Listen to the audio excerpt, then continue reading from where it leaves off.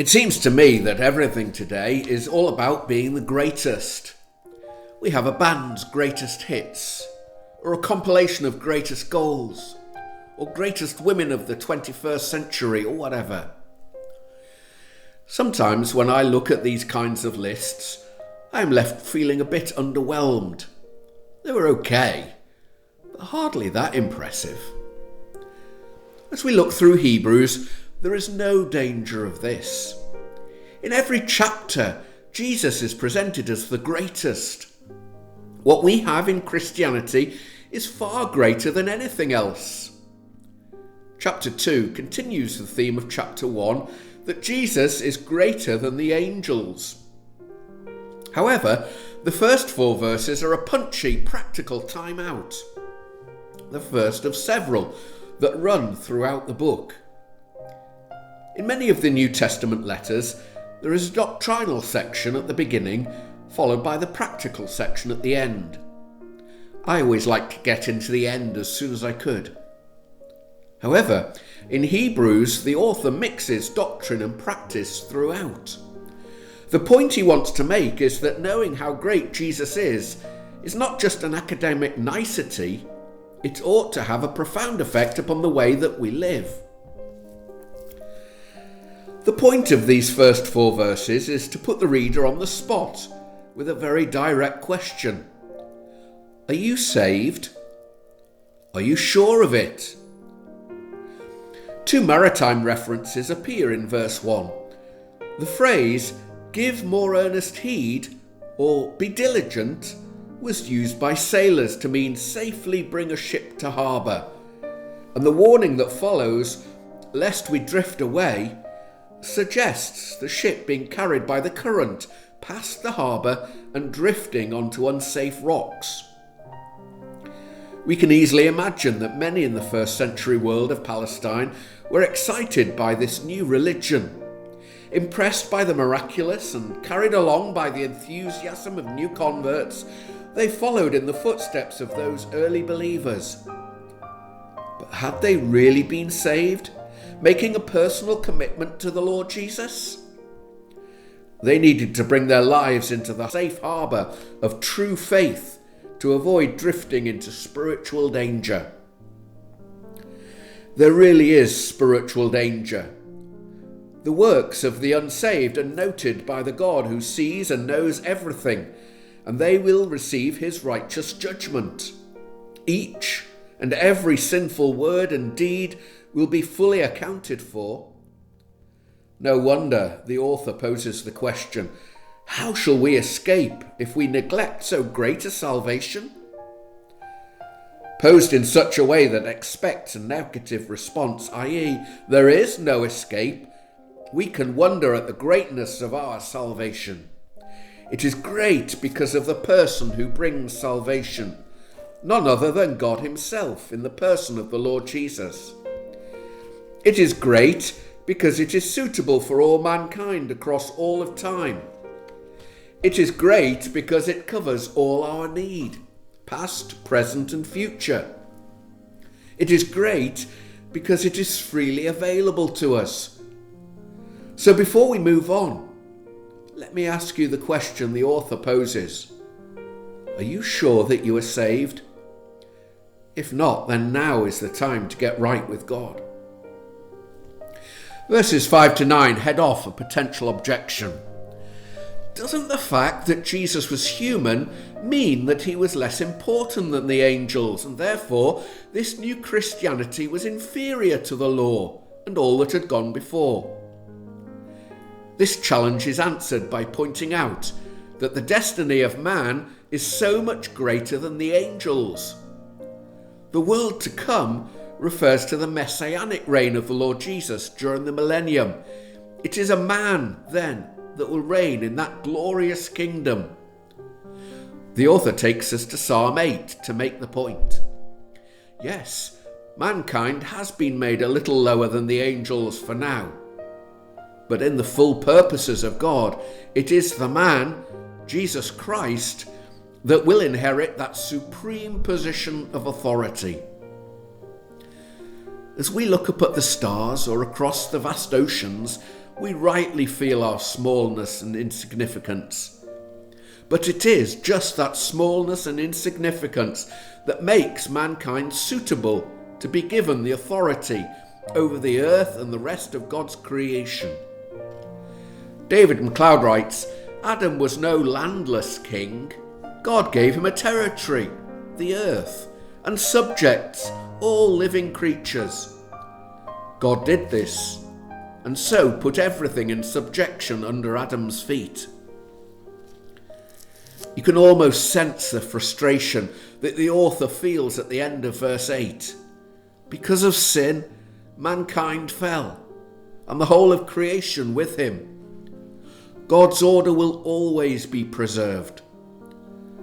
And so, we do not yet see all things as they should be. However, we do see Jesus, who for a little while was made lower than the angels, as opposed to mankind in verse 7, who was made a little lower than the angels. Interestingly, at the end of verse 8, the verb to see suggests a long and searching look. No matter how carefully we look, we will recognize the failure of mankind to live up to the position that we were created for. However, the verb to see in verse 9 suggests a quick glance. Just the merest glance at Jesus is sufficient to know that he is going to take the place of glory. He is already glorified in heaven. He will be glorified on earth. In the place where he was rejected, he will be accepted.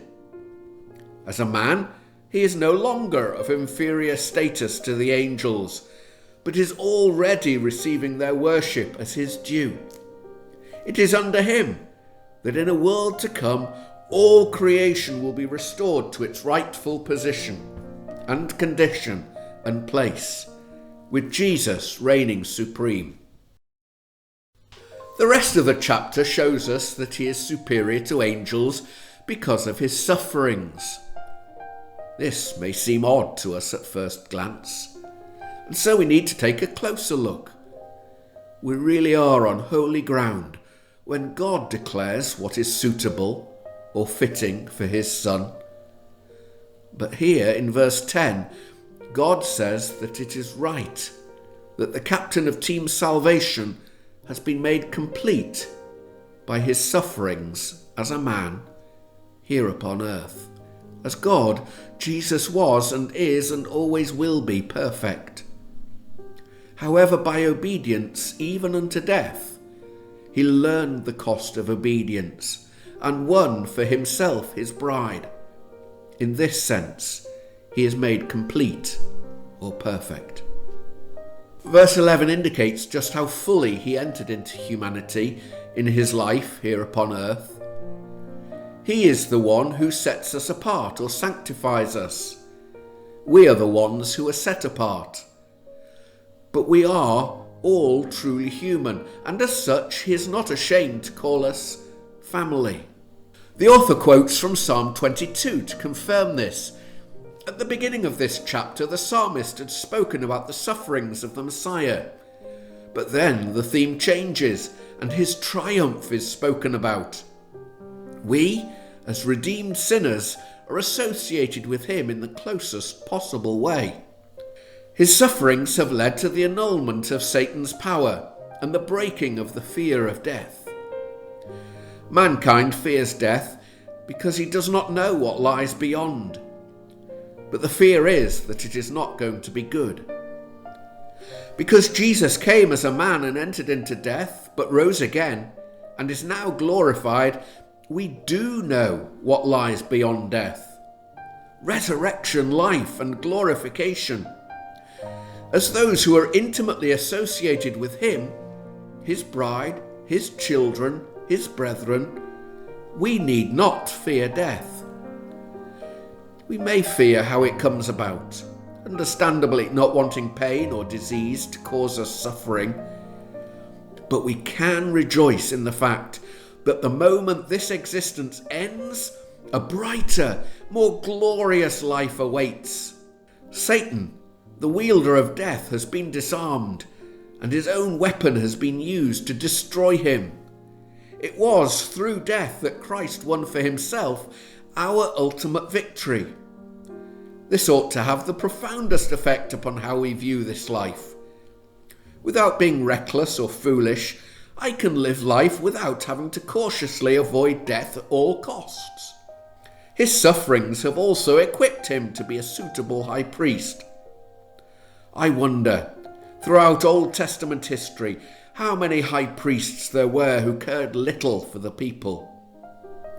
How many thought themselves better than the common folk?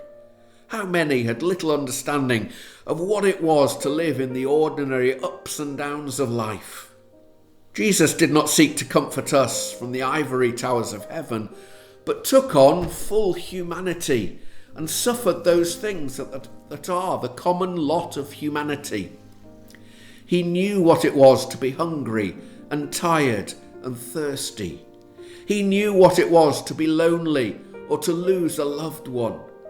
He knew what it was to feel pain, physical, spiritual and emotional.